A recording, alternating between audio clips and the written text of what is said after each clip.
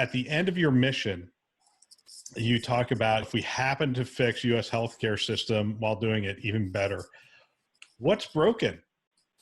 What do you think is broken at this point? And let's not focus on, the reason I start with health IT, let's not focus on the payment models and all those things and whatnot.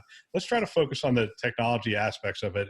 What are we having challenges with today that you two feel are top of mind? Robin, you take this one. You go first. Oh my gosh. So I think if I think about healthcare at the end of the day, my fundamental belief is that it's between a physician and a patient. And there is so much in the way of that.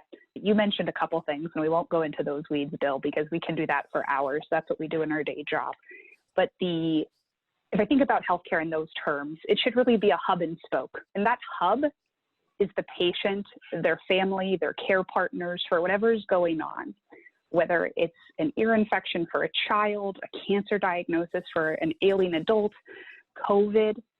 And I think one of our guests said it best in a recording a few weeks ago, that healthcare wasn't really designed in that way. And now here we are, decades and decades later, living in a world where literally you can have groceries or a jump rope delivered to your door in hours.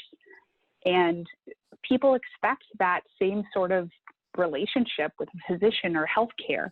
And perhaps COVID has done more for that in the last several months to really transpire and innovate than we've done in years.